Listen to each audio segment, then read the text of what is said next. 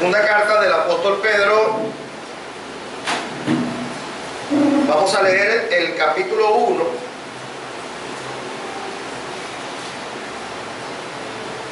Desde el versículo 19 al versículo 21. Cuando todos lo tengan, pueden decir la señal que tenemos por costumbre. Amén. ¿Lo tenemos? Amén. Gloria al Señor. Vamos a leer la palabra de Dios en el nombre del Padre, y del Hijo, y del Espíritu Santo. Amén.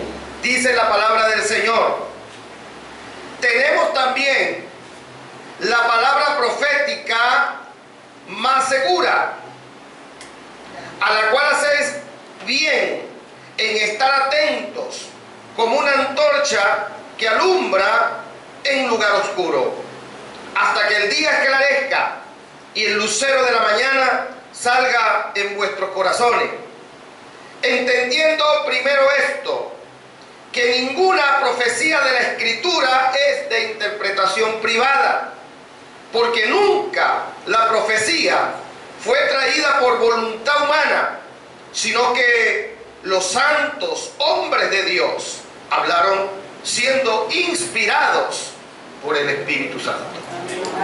Vamos a hablar en esta mañana, hermanos, sobre la palabra de Dios.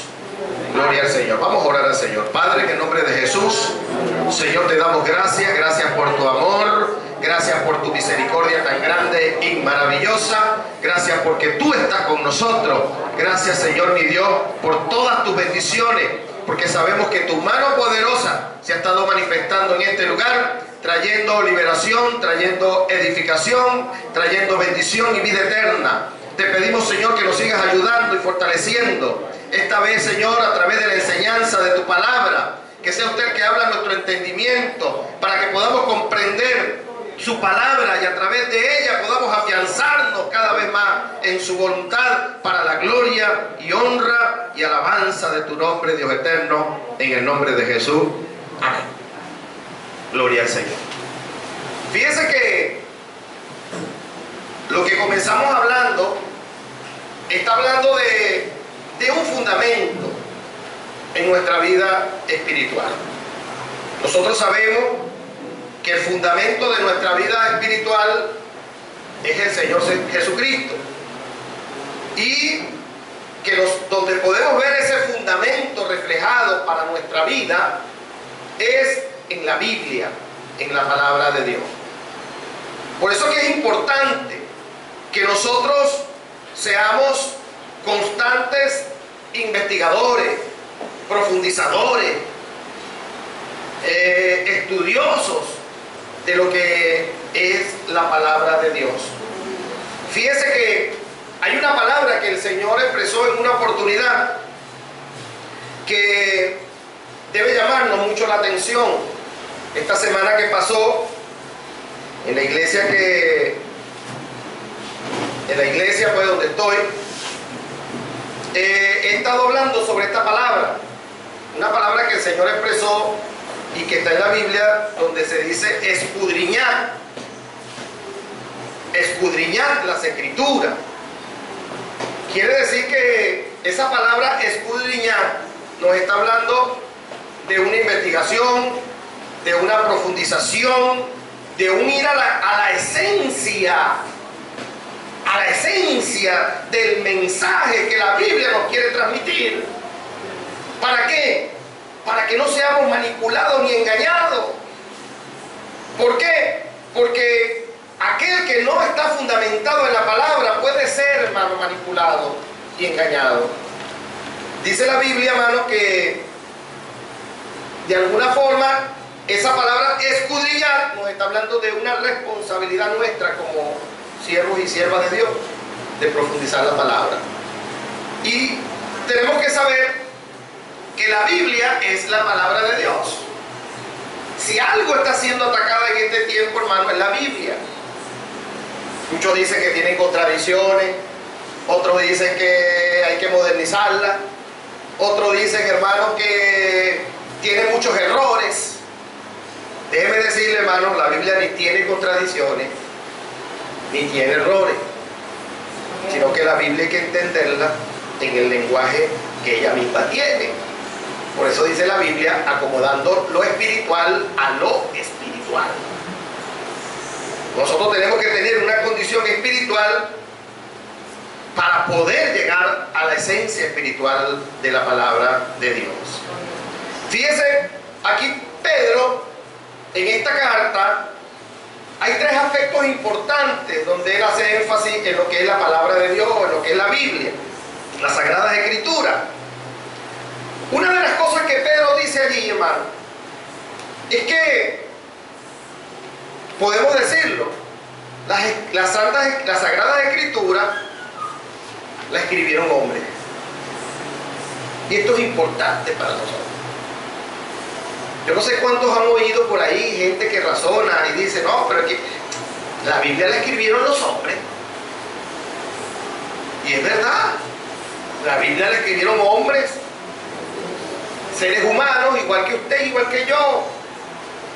Y gracias a Dios que fue escrita por hombres, ¿oyó? Gracias a Dios que fue escrita la Biblia por hombres. Cuando hablo de hombre estoy hablando del género humano. ¿Sabe por qué? Porque usted se imagina que la Biblia la hubieran escrito los ángeles. Pablo tuvo una experiencia. Pablo fue llevado al tercer cielo y oyó palabras que él no podía pronunciar porque era un lenguaje muy superior. No podía pronunciar ese lenguaje angelical. Usted se imagina que usted tuviera la Biblia debajo del brazo y alguien le preguntara, mira, ¿qué es eso que tiene debajo del brazo? La Biblia, la palabra de Dios. ¿Y qué dice esa palabra? Mira, yo no sé ni papa, no podemos entenderlo. Porque yo sé que es la palabra de Dios, pero no la entiendo porque tengo un lenguaje angelical.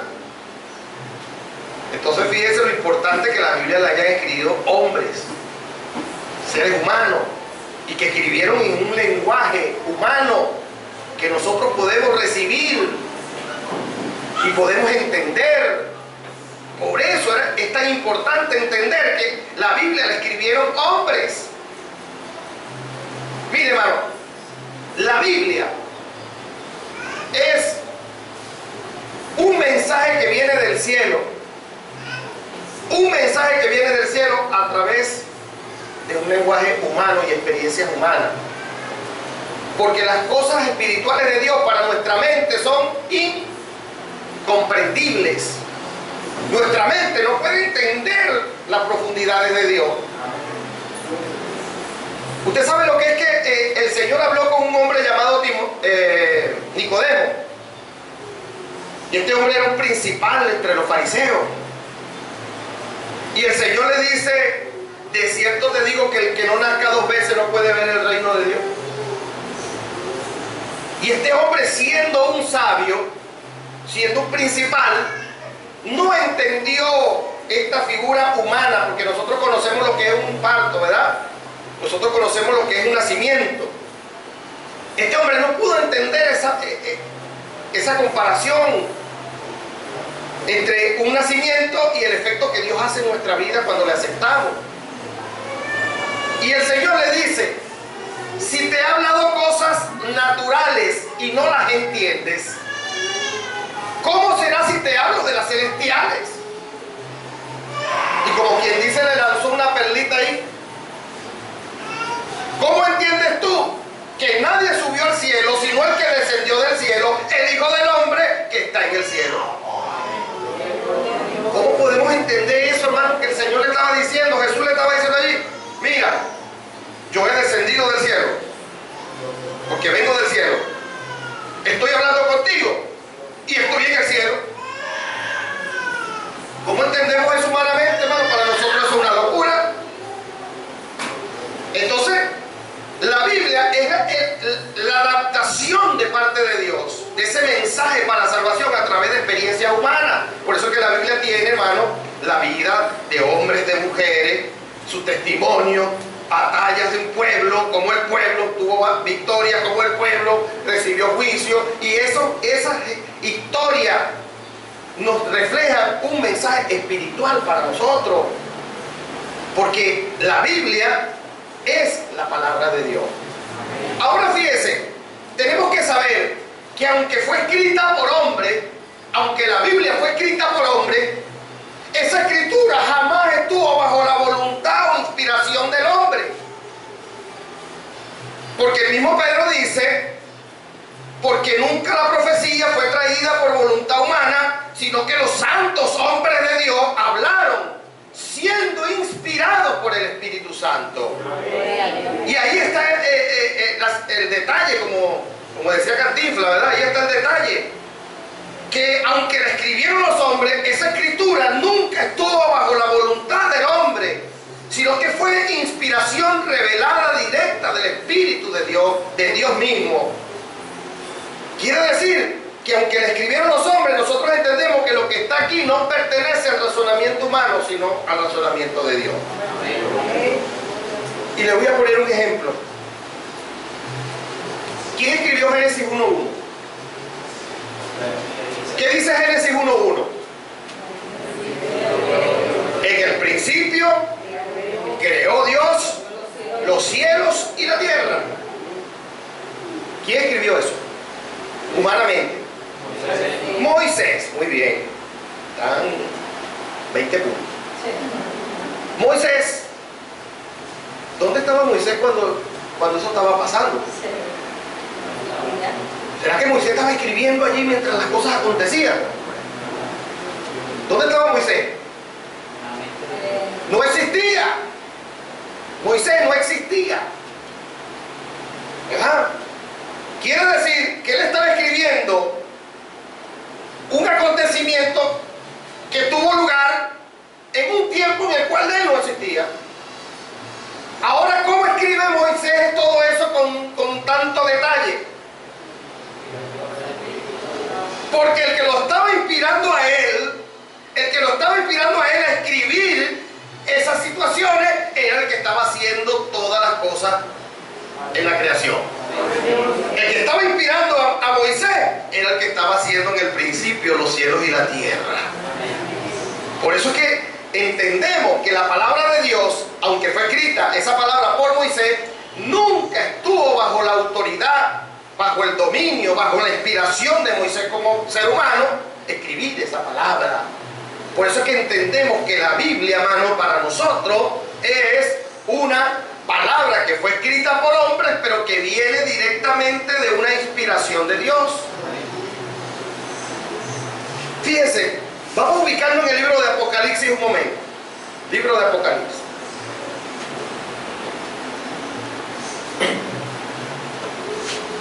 Libro de Apocalipsis. Y capítulo 10.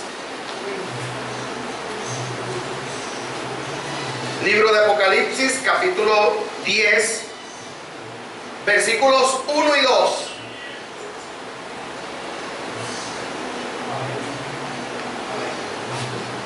Libro de Apocalipsis, capítulo 10, versículos 1 y 2. ¿Lo tenemos?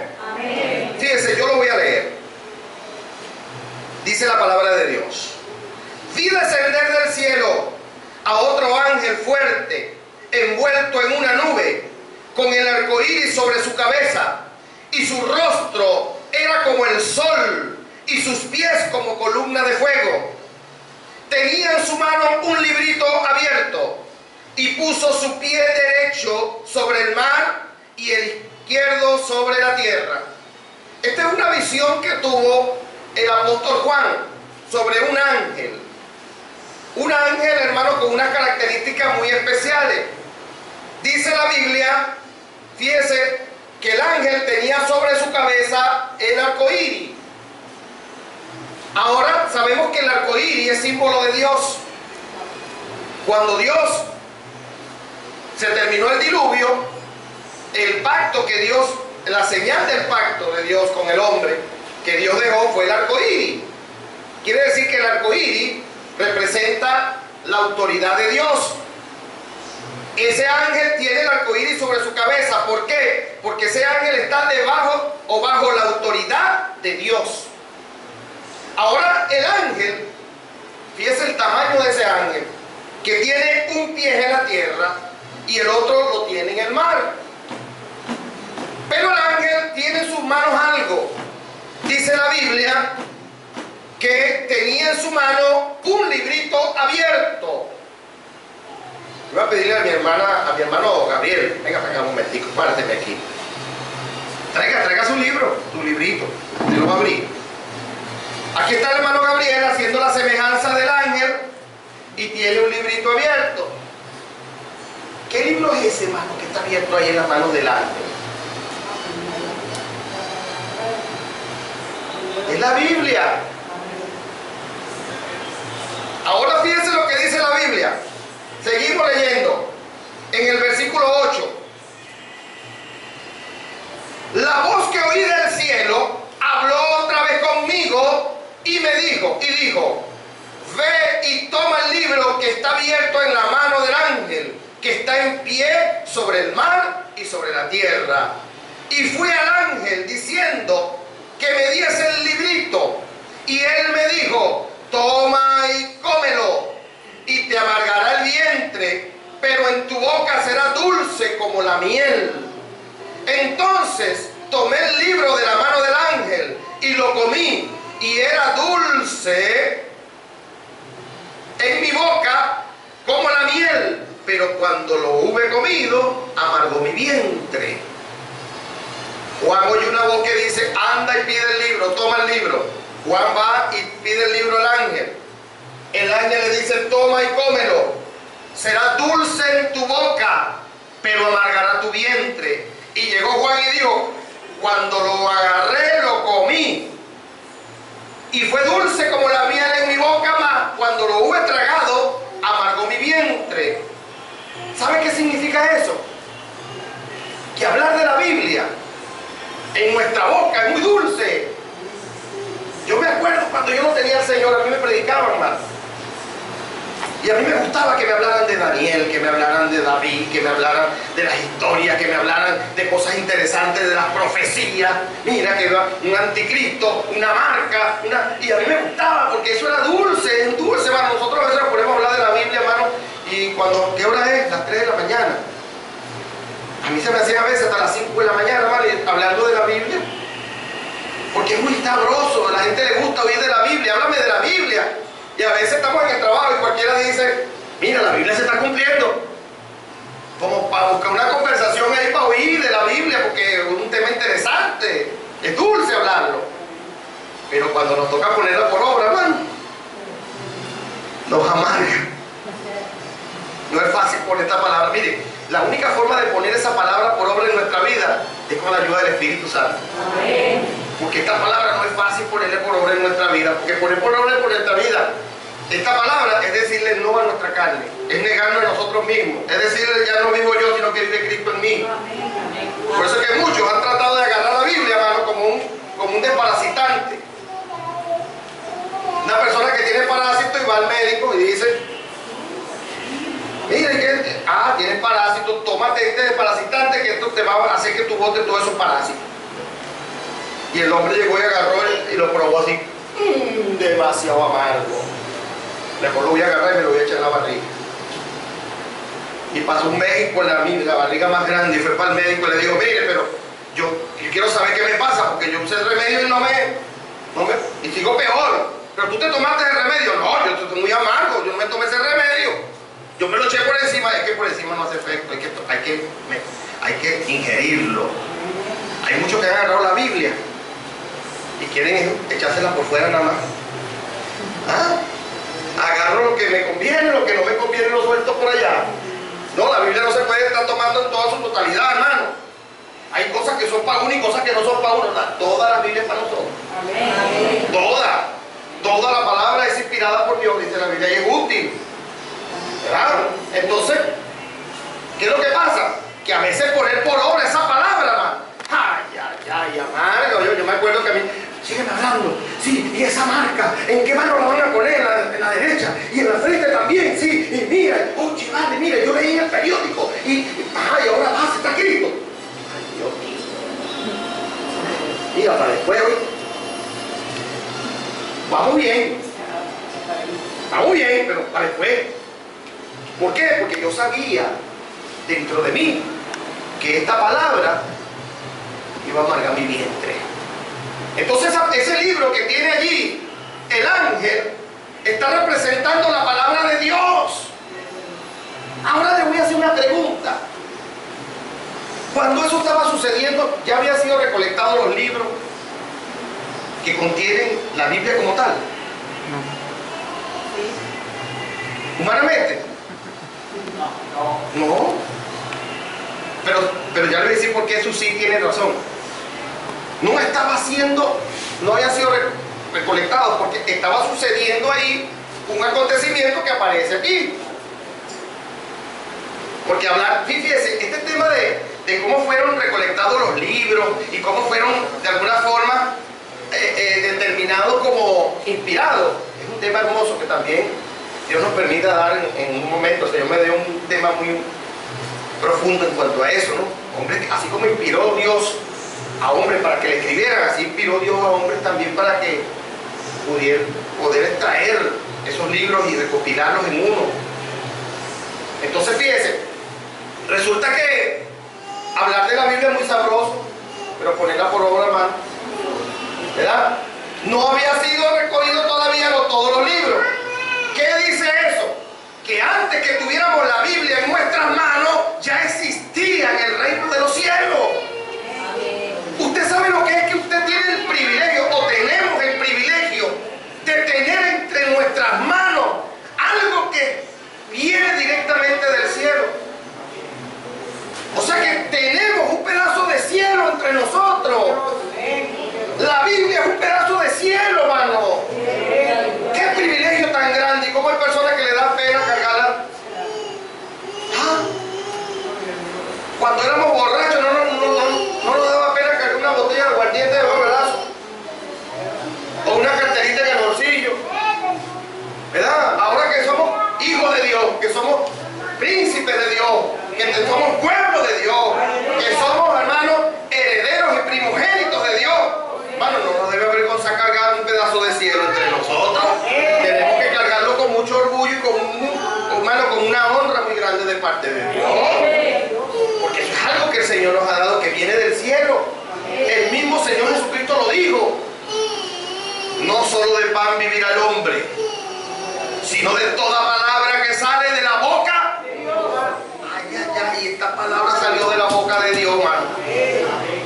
Esta palabra salió de la boca de Dios.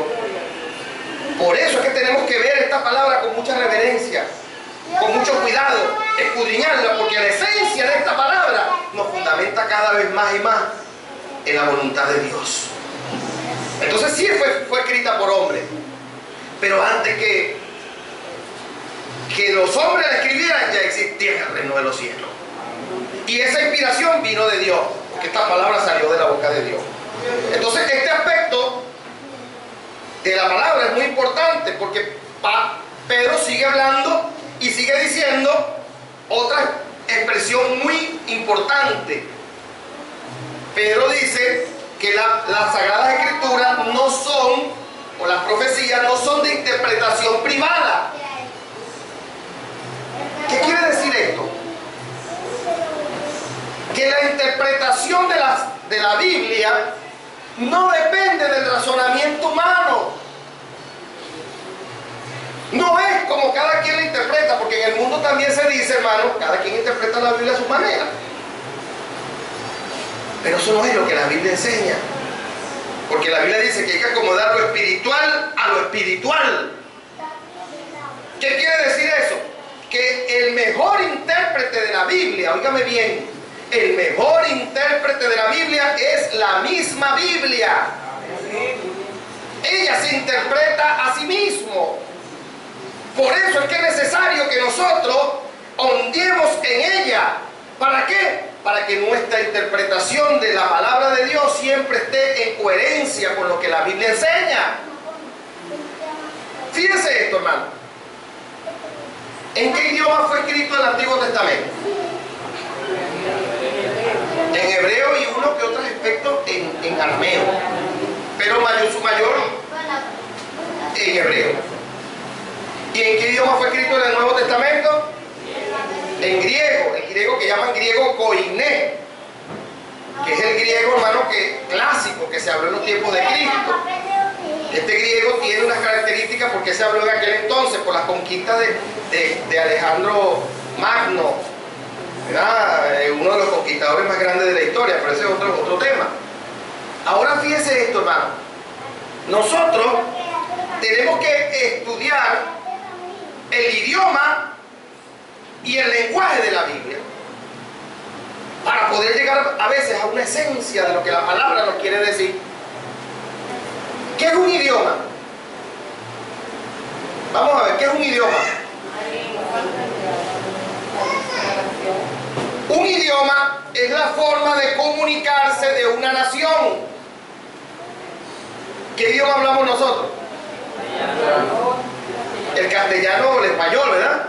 Hablamos nosotros. En Estados Unidos, ¿qué hablan? El inglés, como idioma nacional. Bueno, el idioma es la forma de comunicarse de un pueblo. Ahora, el lenguaje es algo más interno. Tiene que ver con las características de una región. ¿Qué lenguaje habla en Maracaibo? No vaya a decir que maracucho. El idioma es el español, pero el lenguaje allá es diferente al lenguaje de aquí. Porque allá, yo estuve allá en la casa del hermano Alejandro Terán, un pastor de allá. Mira, hermano Freddy, te vais a comer unos guineos. ¿De guineo? ¿Qué será eso? Porque ayer estuvimos por la zona de Cogede y guineo, hermano, son unas gallinas así bombaístas. Entonces se llaman guineos por allá. Y resulta que guineos son unos capures. Pero el capure, guineo, son capures pero verde, ¿verdad? Entonces, eso es lenguaje, la forma característica de una región para expresarse. Mire, hermano, usted oye un margariteño hablando. ¿Qué idioma habla un margariteño? El español igual que nosotros. Usted lo escucha hablando y no entiende nada. Porque eso pertenece a un lenguaje que es de esa región. ¿Por qué le digo eso? Porque la Biblia tiene su idioma y tiene su lenguaje. Y para poder entender algunos aspectos de la palabra, nosotros tenemos que acudir al idioma, pero también tenemos que acudir al lenguaje de la Biblia. El lenguaje habla de la característica que tiene la Biblia como palabra espiritual. Si usted lee la Biblia y usted se queda con lo que agarra superficialmente, hermano, está tomando solamente una pequeña parte de lo que es la esencia de esa palabra. Fíjese esto, le voy a poner unos ejemplos. Se arrepintió Dios de haber hecho al hombre. Si yo agarro eso así, man, y digo, se arrepintió Dios de haber hecho al hombre, entonces le voy a dar la razón a muchos que dicen que la Biblia se contradice. Porque la Biblia dice que Dios no es hijo de hombre, ¿para qué? Para arrepentirse. ¿Y cómo es que si Dios no es hijo de hombre para arrepentirse, Dios se arrepintió allá? Entonces tenemos que ir a lo que es el lenguaje bíblico. Y el lenguaje bíblico tiene que ver con la dirección o propósito de la palabra. Cuando yo entiendo lo que es el lenguaje bíblico, yo puedo entender qué quiere decir esa expresión en el modismo hebreo. ¿Sabe qué quiere decir esa expresión? Que Dios permitió. Fíjese, cuando el hombre empezó a regirse por su conciencia, empezó y se contaminó de tal forma que Dios miró el pecado y su actitud para con el hombre cambió. Es como cuando usted tiene un hijo y usted le da de todo y el hijo suyo se porta mal y se porta peor y se porta peor, y usted llega un momento y le dice, ya va, un momento, de aquí en adelante vamos a poner un orden aquí. Ahora te voy a dar si te lo mereces. Ahora de tu comportamiento depende lo que te vaya a dar. Esa expresión, se arrepintió Dios de haber hecho al hombre, lo que nos quiere decir que hubo un cambio de actitud actitud de Dios hacia el hombre. ¿Por qué? Porque Dios permitió que el hombre se rigiera por su conciencia y se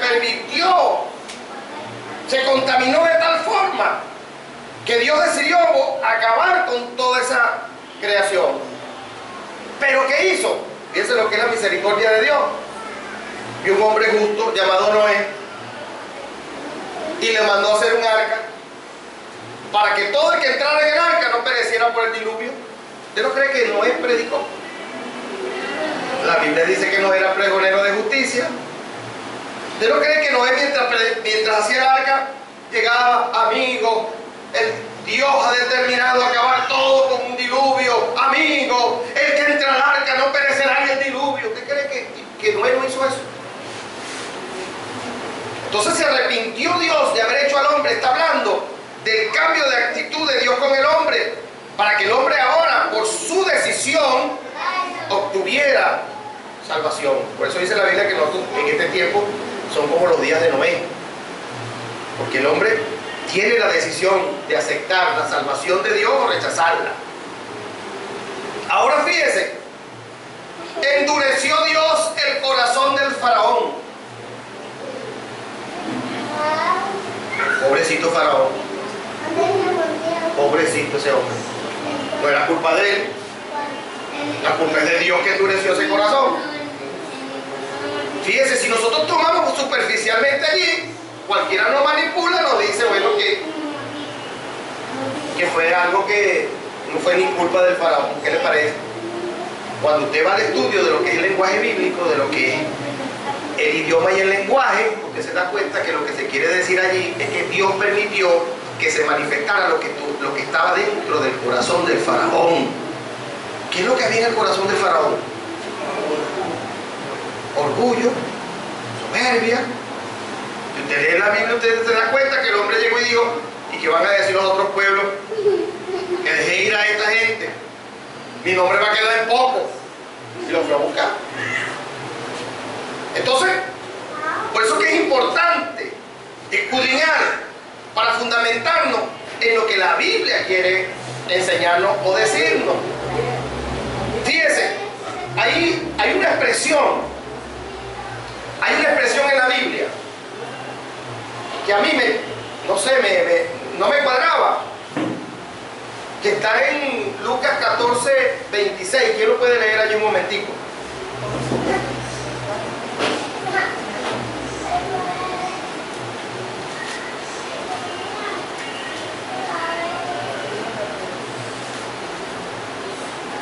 Amén. Lucas 14:26. Sí, lástima que no tenemos una pizarra, pero deja allí una palabrita. Si alguno viene a mí y no aborrece a su padre y madre y mujer e hijos y hermanos y hermanas y aún también su propia vida, no puede ser discípulo. Amén. El mismo Señor lo dijo, si alguno viene a mí y no aborrece, padre, madre, hijo, esposo, esposa, por mí no puede ser mi discípulo. Yo decía, ¿cómo? ¿Será que Dios me manda a mí a aborrecer a mi familia? ¿Qué es aborrecer? Despreciar, ¿verdad? Pero yo creo que aborrecer es peor que despreciar. Porque una persona le dice a otra, te desprecio, suena duro, ¿verdad? Pero si le dicen te aborrezco, oye, hermano, suena como desprecio con asco, algo así, ¿verdad? Más fuerte. Entonces ahí dice, el que no aborrezca, padre, madre, hijo, yo tengo que aborrecer mi familia. Bueno, yo hice una investigación, porque yo decía, aquí tiene que haber una profundidad, una esencia, que no es lo que yo percibo superficialmente allí. Me fui al idioma, al griego, y me conseguí con la palabra de la cual sacan aborrecer, y es la palabra milenos. Y la palabra milenos no significa directamente aborrecer, sino amar menos. Cuando yo agarro esa palabra y la coloco allí, me doy cuenta, se me abre una profundidad de la esencia de esa palabra y de ese texto y de ese contexto. Porque el Señor lo que nos está diciendo allí es que nuestro amor, todo nuestro amor tiene que estar centrado en Dios. Nada puede tener en nuestra vida el lugar que le pertenece a Dios. Y después Dios, a través de su palabra, fíjese, Dios a través de su palabra me da a mí la forma correcta de cómo amar a mi familia. ¿Qué le dice a la esposa? ¿Ah? Respeta a tu esposo, ámalo. Ama a tu esposo, respétalo. ¿Qué le dice a la esposa? La Biblia. Al esposo. Ama a tu esposa, trátala como vaso frágil. Es parte tuya, dice nadie. El que ama a su esposa a sí mismo se ama. Fíjense la forma de amar a la esposa, la forma de amar al esposo. ¿Qué le dicen los padres con los hijos? Instruye al niño en su camino. ¿En cuál camino? En la vida del niño, en su camino, en el camino del niño, en el crecimiento, instrúyelo, háblale de principios, valores éticos, morales, espirituales de la palabra de Dios, que cuando él sea un viejo, cuando él tenga una personalidad definida, mantendrá esos principios en su vida. Instruye al niño en su camino, y cuando fuere viejo, no se apartará de él, de ese camino en el cual los he instruido. Entonces, no provoquéis a ira a vuestros hijos, sino disciplinarlos en la exhortación, disciplina. No está hablando de maltrato, ni no, está hablando de un orden y de una enseñanza sabia hacia nuestros hijos. Fíjense, la forma de amar a nuestros hijos es esa, a través de la esencia de lo que la Biblia nos quiere decir. ¿Qué le dicen los hijos a los padres? Honra a tu padre y a tu madre. Hónralo para que te vaya bien y seas de larga vida sobre la tierra. El primer mandamiento con promesa. Entonces fíjense, cuando escudriñamos, cuando vamos a lo profundo, se nos abre un fundamento para que podamos entender, hermano, lo que el Señor nos quiere transmitir, la esencia de esa palabra para nuestra vida. No es que no amemos a nuestros familiares, es que a través de Dios, nuestro amor centrado en Dios, conforme a la dirección de la palabra, nosotros amemos a nuestros familiares, los respetemos, oremos por ellos.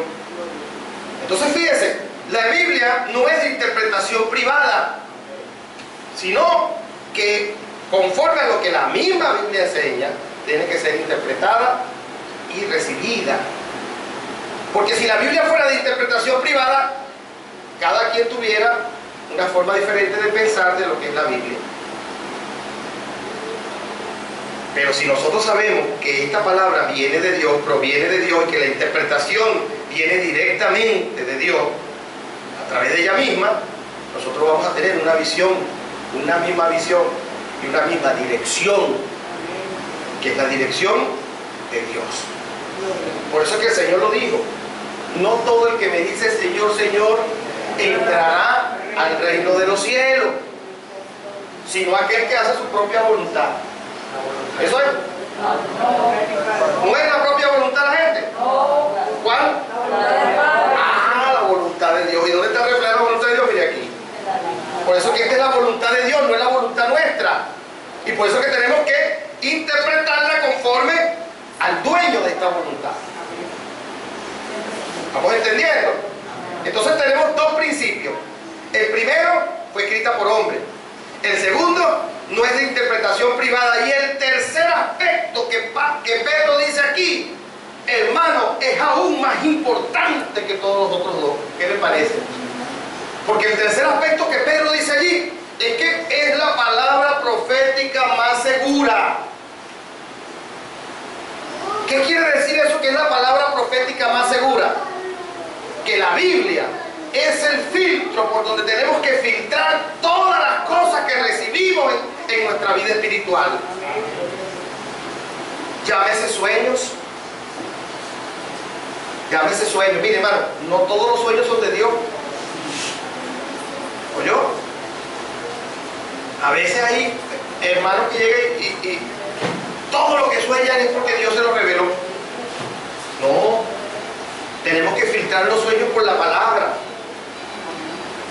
Si se sujeta a lo que la palabra enseña, son de Dios. Si no, tenemos que rechazarlo, porque puede ser producto de nuestra condición humana o un dardo del enemigo que tal vez nos esté lanzando. Por eso es que es tan importante la Biblia como filtro. Todo lo que es manifestación de dones espirituales, llámese profecía, llámese cualquier manifestación de don espiritual, tiene que ser filtrado por la Biblia. Si se sujeta, si pasa por el filtro de la Biblia, lo recibimos como palabra de Dios, como una palabra dirigida por el Señor. Si no, la rechazamos. Por eso es que la Biblia dice examinar las profecías, que las examinemos. Ahora, ¿con qué parámetro la vamos a examinar? La Biblia. Toda enseñanza, toda predicación, todo estudio, tenemos que filtrarlo por la Biblia. Si no se sujeta a lo que la Biblia enseña, lo rechazamos. Todo cántico, estamos hablando de eso esta semana. El viernes tuvimos una actividad sobre la música, ¿verdad? Todo cántico, nosotros tenemos que discernirlo por la Biblia, porque hay cánticos que no se sujetan a la Biblia y hay cánticos que hasta contradicen la Biblia. Yo decía allá que hay un cántico muy bonito, ¿verdad? Que canta una cantante, pues, y ella dice, Él no pereció. No sé si se la sabe. Entonces, Él pereció, el Señor pereció, y gracias a que pereció, pagó el precio con su muerte, pagó el precio por la salvación. Cuando estudiamos desde el hebreo hasta el griego, la expresión que el Señor dijo, consumado es, cuando entregó su espíritu, dijo consumado es, lo que había sido estipulado desde un principio en pago por la salvación, se ha cumplido con la muerte. Entonces Él sí pereció. No es como el cántico dice que no pereció, Él pereció. Pero aunque pereció, resucitó al tercer día. Entonces yo le decía a la hermana, el canto es tan bonito que bueno, está descarriado, bueno, encarrílelo. Cántelo y diga, aunque pereció, dejó la tumba vacía, aunque pereció, resucitó al tercer día. Porque ahí estoy diciendo, aunque sí murió, no se quedó muerto, sino que resucitó y ahora está a la diestra del Padre. Entonces todo tenemos que ajustarlo conforme a lo que la Biblia enseña, porque la Biblia es lo más seguro para nosotros. Usted sabe lo que mucha gente está haciendo ahorita, amoldar la Biblia a la vida del hombre. ¿Cómo amoldo la Biblia a mi vida? Y el asunto no es así, ese no es el orden de Dios. Es nuestra vida la que tiene que amoldarse a la Biblia. Somos nosotros los que tenemos que amoldarnos. Cuando el Señor dijo, bienaventurados los mansos, volvemos al griego, esa palabra que es descrita como manso, dice, bienaventurados los amoldables. Bienaventurados los que se dejan amoldar por la palabra de Dios. Bienaventurados los que corrigen sus situaciones a través de la palabra de Dios. Somos bienaventurados cuando dejamos que esta palabra haga un efecto en nuestra vida, porque esto es lo más seguro para nosotros. Yo aprendí, hermano, que esto es como cuando uno está comiendo pescado. ¿Cuánto le gusta el pescado aquí? Oye, a mí me gusta el pescado frito, sabroso, ¿verdad? Con pescado. Sabroso, ¿verdad? Bueno, usted se está comiendo un pescado muy sabroso y usted está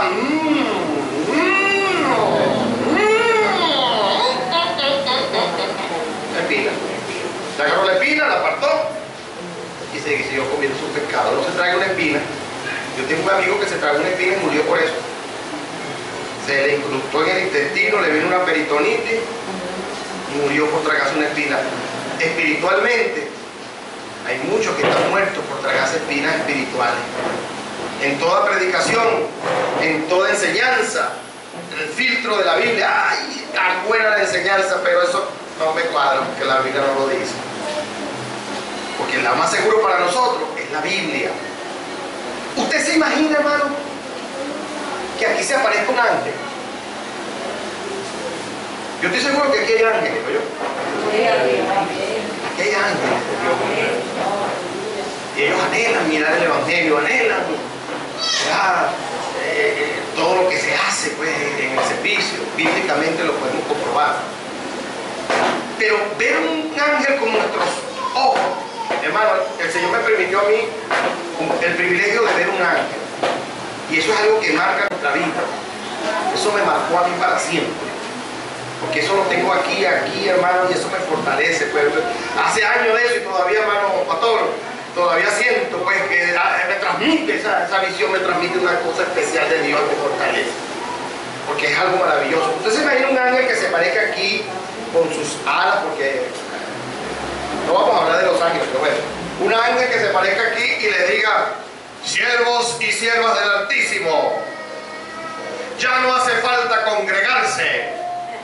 Ahora cada quien desde sus casas pueden alabar y glorificar el nombre del Dios Altísimo. Nos vamos a la casa y no venimos más para el culto. ¿Qué haría usted, hermano? Vamos a ver, ¿qué haría usted? ¿Por qué lo va a reprender si es un ángel? Ajá, pero ¿de dónde saca usted que viene del enemigo, pues? La Biblia. ¿Por qué? Ajá, pero lo que estaba diciendo allí, yo tengo que saber por la Biblia si es de Dios o no es de Dios. Dios me la bendiga, eso es. La Biblia dice no dejando de congregarse como muchos tienen por costumbre. Cualquier manifestación que venga a contradecir lo que la Biblia enseña, tenemos que reprenderlo porque eso no viene de Dios. Lo que viene de Dios es a confirmar lo que la palabra de Dios ha establecido. Aleluya. Por eso que nosotros, hermanos, no somos cualquier pueblo. Y nosotros tenemos que profundizarnos en esta palabra que nos afianza cada vez más y más en la promesa bienaventurada de salvación de Dios para nosotros. Hoy en día es cuando más tenemos que profundizar esto, es cuando más tenemos que escudriñar, es cuando más tenemos que prepararnos. ¿Sabe por qué? Por todo lo que estamos viviendo. Hay una batalla espiritual terrible. Mire, hermano, hay una condición en este tiempo, hermano. Yo quiero hablar algo de esto. Fíjese, una de las reservas del evangelio conservador y sano y puro de la palabra de Dios es Venezuela. Es Venezuela. Y por eso Venezuela está siendo atacada y de alguna forma, hermano, llevada tanto en el aspecto humano como en el aspecto espiritual a una confusión, a una condición, hermano, de desorden. ¿Por qué? Porque estamos peleando una batalla espiritual.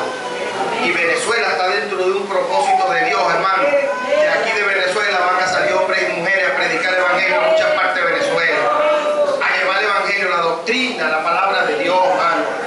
Por eso que es necesario que nos preparemos, porque no sabemos si el Señor demanda de nosotros en un determinado momento una responsabilidad, sí, de llevar luz en medio de la oscuridad. Fíjese, estábamos hablando, no es casualidad que el Papa sea argentino. No es casualidad que el Papa sea argentino. Eso viene con un propósito. Y sabe una cosa, en la Iglesia Católica hay una jerarquía por encima del Papa que nosotros conocemos, que es conocido como el Papa Negro. El Papa Negro no es un Papa Negro de color, el Papa Negro es un Papa jesuita, esos que usan sotana negra, y ese Papa tiene más autoridad que el Papa tradicional. Y el Papa Negro es venezolano, por si no lo sabía. El Papa Negro es venezolano. Tampoco es casualidad que el Papa Negro sea venezolano. Quiere decir que la iglesia evangélica está sufriendo persecución terrible desde dentro y desde fuera. Por eso es que es necesario que nosotros como pueblo de Dios nos fundamentemos en la palabra y llevemos el mensaje de la palabra, hermano, donde quiera que el Señor nos lleve.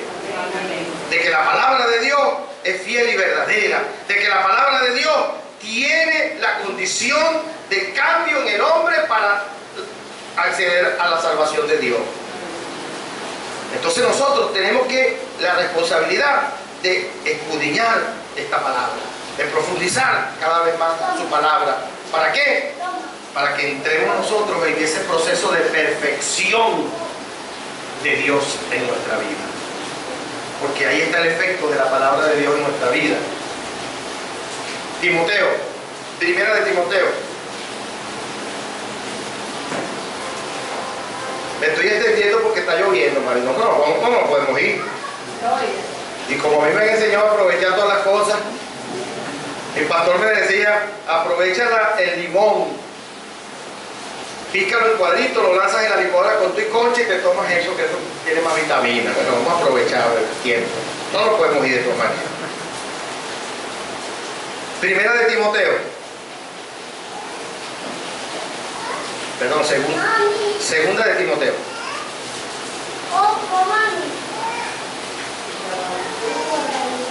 Capítulo 3, versículo 15. ¿Quién lo puede leer allí rapidito? Amén. Dice, y que desde la niñez has sabido las sagradas escrituras, las cuales te pueden hacer sabio para la salvación por la fe que es en Cristo Jesús. Diga, hasta el 17. Toda la escritura es inspirada por Dios y útil para enseñar, para redarguir, para corregir, para instruir en justicia, a fin de que el hombre de Dios sea perfecto, enteramente preparado para toda buena obra. Amén. Fíjese esto. El 15 dice que ya sabemos que las Sagradas Escrituras, por lo que hemos hablado, lo que hemos dicho, fue escrita por hombres bajo la inspiración de Dios, ¿verdad? No es de interpretación privada y es lo más seguro para nosotros. Ya sabemos que en las Sagradas Escrituras está el conocimiento para salvación a través de Cristo Jesús. Ya sabemos que la palabra de Dios viene de Dios y es para nuestra salvación. También sabemos que el 16 dice que toda la Escritura es inspirada por Dios. O sea que no es una parte de la Escritura, es toda la Escritura. Ahorita hay muchos que andan diciendo por ahí que ya el Antiguo Testamento no hace falta, que tenemos que tener el Nuevo Testamento. No, toda la Escritura es inspirada por Dios. Y si es inspirada por Dios, es útil. Porque aunque ya no estamos bajo la ley ni ninguna dispensación del Antiguo Testamento, esos acontecimientos simbolizan para nosotros algo profundo en nuestra vida espiritual. Entonces fíjense, toda la palabra es útil, desde Génesis hasta Apocalipsis, es útil. Ahora, ¿qué es algo útil? Perfecto. Esa es la respuesta. Algo que podemos utilizar a favor de cubrir nuestras necesidades. Si un mecánico tiene un motor y tiene que aflojar una tuerca de 9 y 16, ¿qué le es útil a él ahí? Una llave, pero no cualquier llave. Una llave 9 y 16. Con la llave 9 y 16 afloja su tornillo, porque esa herramienta le es útil para el propósito que él ha determinado. Quiere decir que la palabra de Dios es útil para el propósito de Dios en nuestra vida. O sea que es una herramienta que debemos usar en función de nuestra vida espiritual. Ahora fíjese, ¿es útil para qué? ¿Para qué? Para enseñar. ¿Qué es enseñar? Cuando una persona es enseñada, ¿qué está recibiendo? Un conocimiento.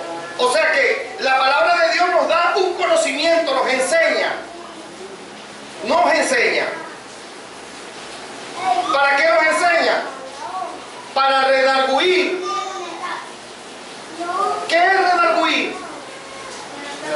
Esa es una condición. Redarguir es como hacerse un autoanálisis, verse hacia adentro. Fíjese, nosotros a través de la palabra empezamos a vernos hacia adentro, a reflejarnos hacia adentro. Algo que mi pastor siempre dice, yo siempre lo repito allá, la enseñanza no se termina cuando nos vamos para la casa. Ahí es cuando comienza la verdadera enseñanza, que es cuando la vamos a poner por obra en nuestra vida.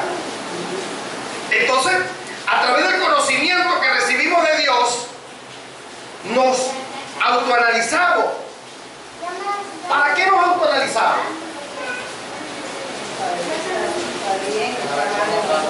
Para ver si estamos bien, para ver si estamos mal, para ver qué tenemos que corregir en nuestra vida. ¿Cuántas veces no venimos a la iglesia y el hermano pastor lleva una enseñanza y decía, oye, yo tengo que corregir eso, yo estoy fallando en esto? Y la palabra de Dios nos da la capacidad de autoanalizarnos y ver qué tenemos que corregir en nuestra vida. ¿Para qué? Para que la corrijamos. Porque fíjense como dice, es útil para enseñar, para darnos un conocimiento, para que nos autoanalicemos, para que corrijamos lo que tenemos que corregir en nuestra vida. Y esa corrección, ¿sabe lo que nos va a dar?